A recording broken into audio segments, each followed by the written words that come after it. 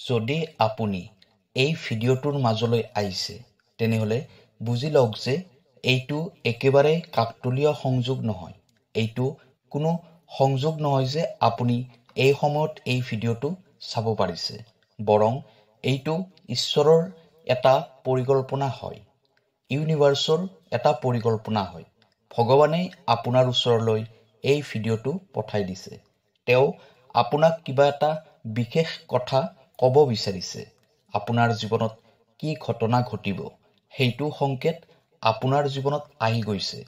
আপুনি এই সময়ত যিবোৰ কথা অনুভৱ কৰি আছে, যিবোৰ পৰিৱৰ্তন আপোনাৰ জীৱনত আহি আছে, সেই সকলোবোৰ ব্যৰ্থ নহয়।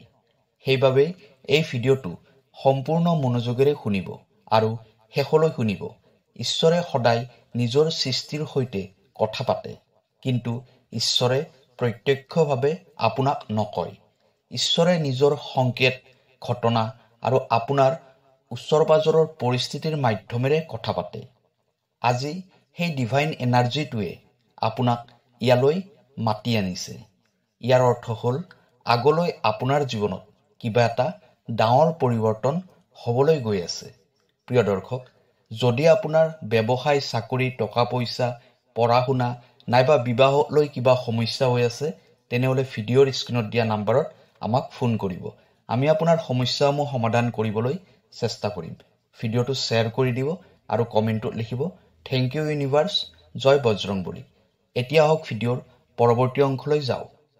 আপুনি ভাবি আছে চাগে যে ইউনিভাৰ্ছে মোৰ সৈতে কিয় কথা পাতিব? মই ইমান বিশেষ ব্যক্তি কেনেকৈ হয়? এইটোৱেইটো ৰহস্য।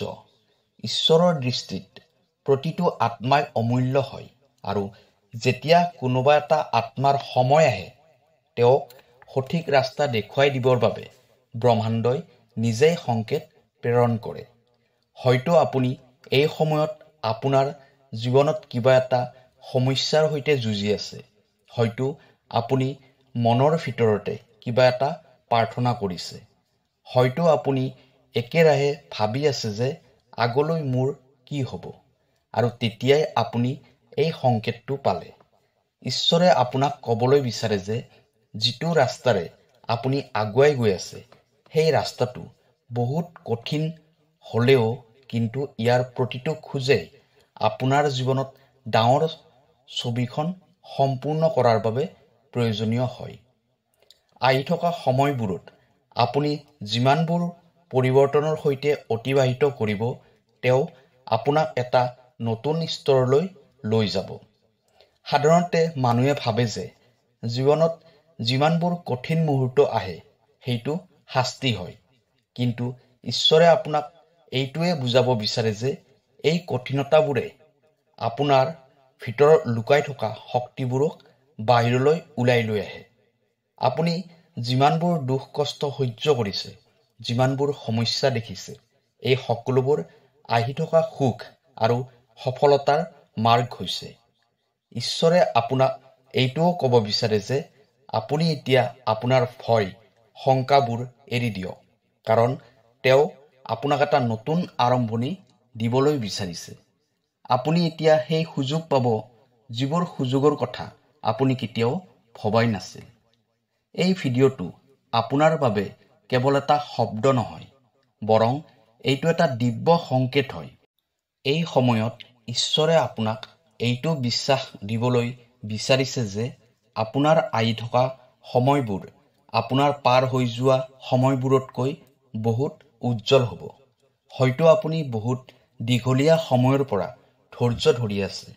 কেতিয়াবা আপুনি ভাঙি গৈছে, কেতিয়াবা আপুনি হাৰ মানি যোৱাৰ কথা ভাবিছে, কিন্তু ব্ৰহ্মাণ্ডই আপোনাৰ প্ৰতিটো হুমুনিয়া, প্ৰতিটো প্ৰাৰ্থনা শুনি আছিল, আৰু এতিয়া আপোনাক ক'ব বিচাৰিছে যে আপোনাৰ অপেক্ষাৰ সময় অন্ত পৰিছে। আপোনাৰ জীৱনত এতিয়া সেই পৰিৱৰ্তন আহিবলৈ ধৰিছে যিয়ে আপোনাৰ দিশ, আপোনাৰ চিন্তাধাৰা, আপোনাৰ ভাগ্য সকলোবোৰ পৰিৱৰ্তন হ'ব। ঈশ্বৰে আপোনাৰ বাবে এটা এনেকুৱা কথা লিখিছে যিটো আপোনাৰ কল্পনাতকৈ বহুত ডাঙৰ হয়। এই ব্ৰহ্মাণ্ডৰ সকলোতকৈ ডাঙৰ অদ্ভুত কথা এইটোৱে হয় যে মানুহে যেতিয়াই হাৰ মানিবলৈ ধৰে তেতিয়াই ব্ৰহ্মাণ্ডই নতুন ৰাস্তা মুকলি কৰি দিয়ে আৰু এইটোৱে এতিয়া আপোনাৰ সৈতে হ'বলৈ গৈ আছে। আপোনাৰ জীৱনৰ নতুন অধ্যায় আৰম্ভ হ'বলৈ গৈ আছে। আপুনি এতিয়া যিমানেই সমস্যাৰ মাজত নাথাকক কিয়, হয়তো আপুনি এতিয়া ভাবি আছে যে এতিয়া সকলোবোৰ শেষ হৈ গ'ল, কিন্তু মনত ৰাখিব, ঈশ্বৰে সদায় শেষ শব্দটোৱে কয়।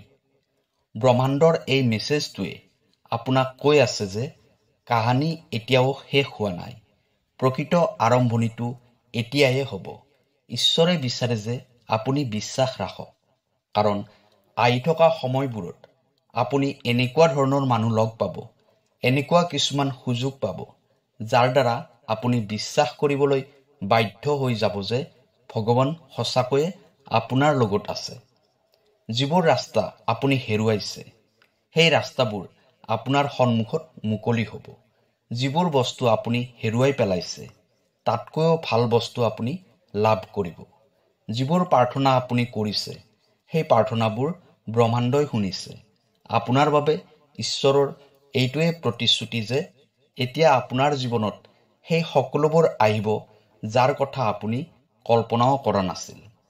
আপুনি এই সময়ত যিটো পৰিস্থিতি অতিবাহিত কৰি আছে, হয়তো আপুনি বহুত সমস্যাৰে জৰ্জৰিত হৈ আছে। কেতিয়াবা কেতিয়াবা এনেকুৱা লাগে যেন সকলোবোৰ স্তব্ধ হৈ গৈছে। আপুনি আশা কৰা মতে একো হোৱা নাই, কিন্তু ঈশ্বৰে এইটোৱে ক'ব বিচাৰে যে এই বাধাবোৰে আপোনাৰ আত্মাক প্ৰস্তুত কৰি আছে। আপোনাক উচ্চ শিখৰলৈ লৈ যোৱাৰ আগতে ভগৱানে বিচাৰে যে আপুনি আপোনাৰ চিন্তাধাৰা, আপোনাৰ ধৈৰ্য আৰু আপোনাৰ বিশ্বাসক শক্তিশালী কৰি তোলক। ব্ৰহ্মাণ্ডৰ প্ৰতিটো শক্তিয়ে এই নতুন ৰাস্তাটোৰ ফালে আগুৱাই লৈ গৈ আছে আৰু ঈশ্বৰে আপোনাক স্পষ্টভাৱে কৈ আছে যে এতিয়া আৰু চিন্তা কৰিব নালাগে, কাৰণ যিটো বস্তুৰ বাবে আপুনি বছৰ বছৰ ধৰি অপেক্ষা কৰি আছিল, সেই বস্তুটোৰ বীজ এতিয়া আপুনি ৰোপণ কৰিছে আৰু এতিয়া সময় আহিছে সেই ফল লাভ কৰাৰ। কেতিয়াবা আপুনি লক্ষ্য কৰিছেনে যে যেতিয়াই জীৱনলৈ আটাইতকৈ ডাঙৰ ধুমুহা আহে, ইয়াৰ পিছতে এটা নতুন আৰম্ভণি হয়। ঠিক ৰাতিৰ গভীৰ এন্ধাৰৰ পিছত ৰাতিপুৱা সূৰ্য উদয় হোৱাৰ দৰে। ঈশ্বৰে এইটোৱে আপোনাক বুজাব বিচাৰে যে আপোনাৰ জীৱনৰ এন্ধাৰ ৰাতি এতিয়া সমাপ্ত হ'বলৈ গৈ আছে। আপোনাৰ জীৱনৰ নতুন ৰাতিপুৱা আপোনাৰ একেবাৰে ওচৰত আছে। আপুনি হয়তো ভাবি আছে এই পৰিৱৰ্তনটো কেনেকৈ আহিব। তেনেহ'লে শুনক, এই পৰিৱৰ্তনটো আপোনাৰ ওচৰৰ সৰু সৰু ঘটনাবোৰৰ পৰা আৰম্ভ হ'ব। আপুনি এনেকুৱা ধৰণৰ কিছুমান সংকেত পাবলৈ আৰম্ভ কৰিব, যিবোৰ সংকেত হয়তো আগতে অৱহেলা কৰিছিল। কোনোবা এনেকুৱা এজন ব্যক্তি আপোনাৰ জীৱনলৈ আহিব, যিয়ে আপোনাৰ ৰাস্তাবোৰ মুকলি কৰি দিব। হঠাতে আপুনি কিছুমান এনেকুৱা ধৰণৰ সুযোগ পাব, যিবোৰ সুযোগে আপোনাক আপোনাৰ লক্ষ্যৰ ফালে আগুৱাই লৈ যাব। ঈশ্বৰে আপোনাক কৈ আছে যে যেতিয়া এইবোৰ আপোনাৰ জীৱনত আৰম্ভ হ'ব, তেতিয়া আপুনি ভয় নকৰিব, কাৰণ এইবোৰ কোনো সংযোগ নহয়, বৰং এইবোৰ ঈশ্বৰৰ পৰিকল্পনা হয়। ব্ৰহ্মাণ্ডত একো ঘটনাই বিনা কাৰণত নহয়। ঈশ্বৰে কৈছে যে আপুনি বহুত সহ্য কৰিছে, কিন্তু এতিয়া তেওঁ আপোনাক দেখুৱাব যে আপুনি কোনবোৰ কামৰ বাবে জন্ম হৈছে। আপোনাৰ চকুৰ পৰা ওলোৱা প্ৰতিটোপাল চকুলৰ হিচাপ ঈশ্বৰৰ ওচৰত আছে। আপোনাৰ মনত আছেনে আপুনি কিমানবাৰ প্ৰাৰ্থনা কৰিছে, মোৰ জীৱনটো যদি পৰিৱৰ্তন হৈ গ'লহেঁতেন? আপুনি হয়তো ভাবিছে আপোনাৰ প্ৰাৰ্থনাবোৰ ক'ৰবাত হেৰাই গৈছে, কিন্তু নহয়, আপোনাৰ প্ৰতিটো শব্দই শুনা গৈছে। এতিয়া সময় আহি গৈছে যে আপোনাৰ প্ৰাৰ্থনাৰ উত্তৰবোৰ পোৱাৰ। কেতিয়াবা কেতিয়াবা আপোনাৰ এনেকুৱা লাগিব যেন আপোনাৰ মনত বহুত শান্তি আছে। বিনা কাৰণতে আপুনি সুখী অনুভৱ কৰিব। ইয়াৰ এইটোৱে সংকেত হয় যে ঈশ্বৰ আপোনাৰ লগত আছে।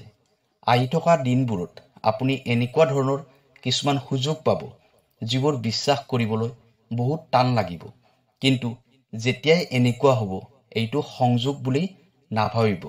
এই সকলোবোৰ ব্ৰহ্মাণ্ডৰ ইচ্ছামতেই হ'ব। প্ৰিয় দৰ্শক, এই ভিডিঅ'টো যদি আপোনাৰ হৃদয়ত স্পৰ্শ কৰিছে তেনেহ'লে চেনেলটো ছাবস্ক্ৰাইব কৰি ল'ব। কাইলৈ আকৌ লগ পাম অন্য এটা ভিডিঅ'ত। ধন্যবাদ।